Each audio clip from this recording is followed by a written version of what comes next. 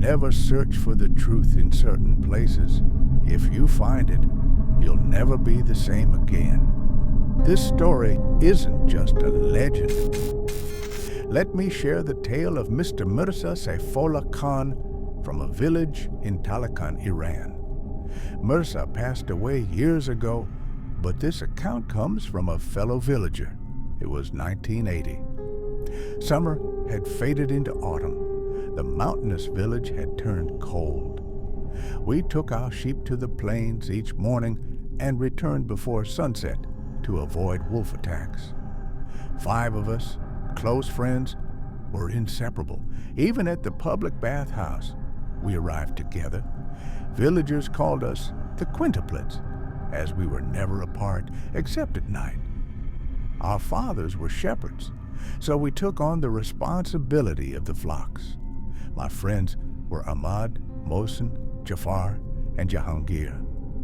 I'm Ali. Our village had an old bathhouse, once used by women, but abandoned for years. We didn't know why. Elders dodged our questions with excuses. A guard, Mirza Seifollah Khan, lived there and watched over it. But why guard an unused bathhouse? That puzzled us. One day, while herding sheep, we vowed to uncover the bathhouse's secret, no matter what. I wish we hadn't. By mid-autumn, the cold was biting. Returning from the plains, we saw Mirza standing at the bathhouse entrance, staring. Out of respect, we greeted him. He responded with a bitter, mysterious smirk. Upset, Jahangir snapped, "Who does he think he is? He's just a guard. If he were chief, he'd ruin our fathers." Mohsen calmed him, saying, "Maybe he's tired. Let it go." But this was only the start of Jahangir's feud with Mirza. Jahangir's loud complaints reached Mirza's ears. As we walked away, Mirza shouted, "Young man, one day you'll be mine." Furious, Jahangir retorted, "You filthy old man, you wear rags yet act like this? I'll have my father in the village kick you out." As the argument heated, we pulled Jahangir away. I apologized to Mirza, saying, "He's tired. Forgive his youth." Mirza smiled and said, "Ali, your friend has a dark future. Go rest, my boy." Jahangir's father, Kodrat Khan, was the arrogant village chief. Learning of the dispute, he ordered Mirza to leave the bathhouse by morning. Mirza left without protest. The bathhouse became a shelter for Kodrat Khan's sheep. Villagers, angered by Kodrat's actions, protested but achieved nothing. Jahangir suggested we 5 manage the sheep there to avoid trekking to the upper village. For a week, we did so, with 2 of us guarding the flock each night. Ahmad and Mohsen, Jafar with the village shepherd, and Jahangir with me. The cold was brutal. That night, Jahangir and I went to the bathhouse. What happened still chills me. Kodrat Khan had given Jahangir 150 sheep, as he loved herding. His father agreed. We entered the bathhouse. About 750 sheep stared at us, and a heavy atmosphere hung over the place. Surprised, I said, "Maybe they heard a noise." We closed the door, entered the room, and set down our food and supplies. Jahangir said, "I'm going to the bathroom." I nodded, lit a cigarette, and relaxed. Then a knock came at the bathhouse door. I opened it, and there stood Jahangir.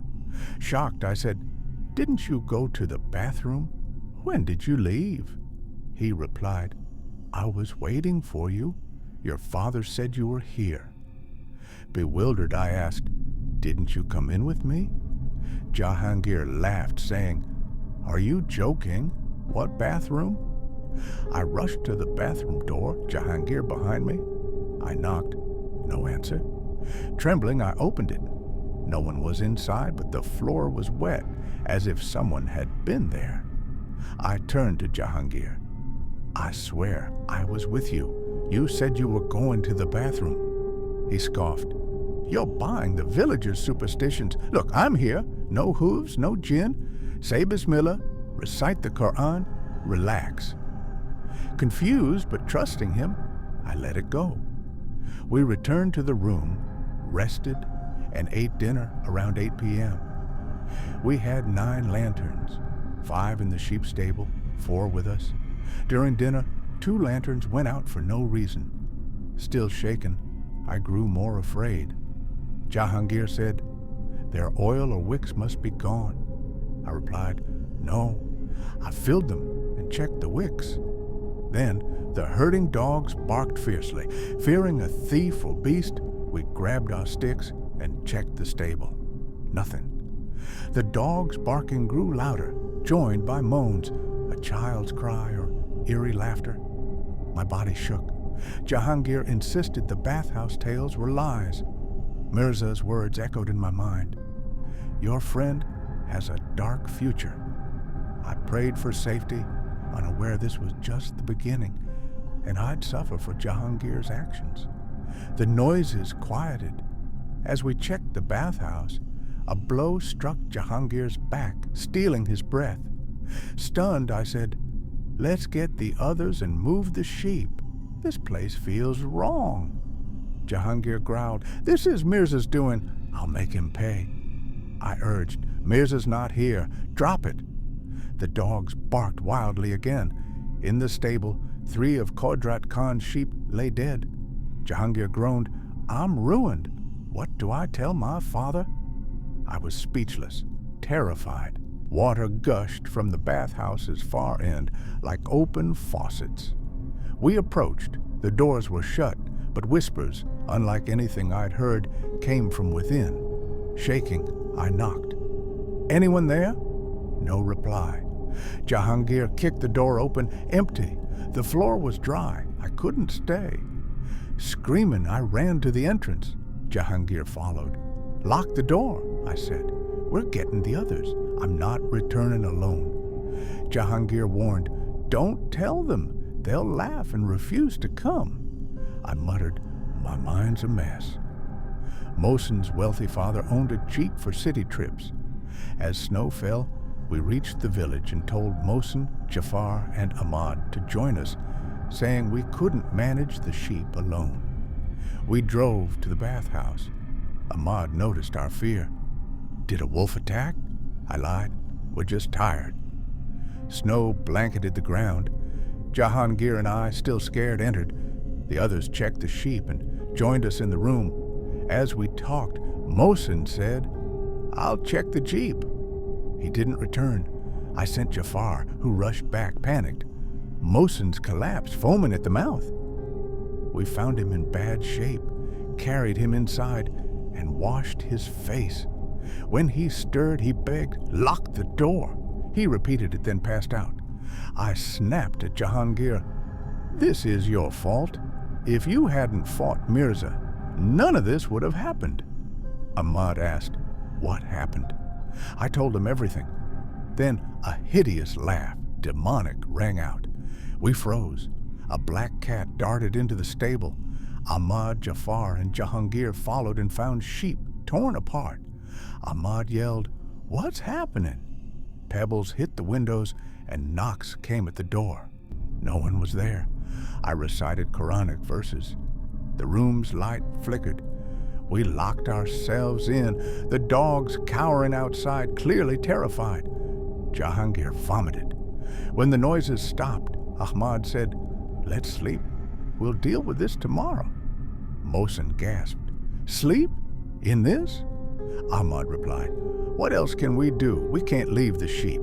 Some are dead, Qudrat Khans. They won't believe Jinn did it." At Jinn, a chilling voice boomed, "I am the master here." Silence fell. Mohsin whispered, "Did someone speak?" I peered through the door's glass. Only the far lamp's yellow glow. Another knock. Ahmad urged, "Someone check." Jahangir, denying his role, said, "I'll go. You're all cowards." Ahmad and Mohsin snapped, "Your mistake? Your fix?" Jahangir opened the door. Mirza stood there. Smirking, Jahangir said, "Forget something or miss your cozy spot." Mirza replied, "Young man, heed this. your path leads to ruin. He grabbed a bundle of belongings and left the village forever. Jahangir scoffed. He thinks we're fools. Good riddance. At 11 p.m., as we prepared to sleep, music and trumpets blared from the bathhouse's end.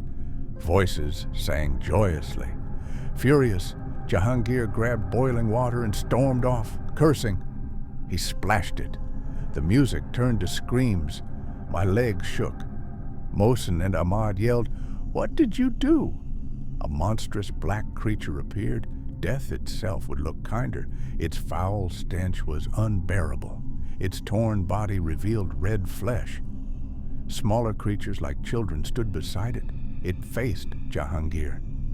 "You took my child, I'll take your life." I came to, alone.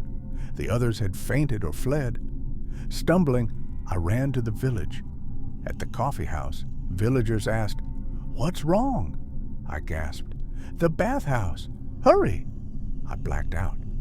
Mohsen's father said the bathhouse looked like a battlefield.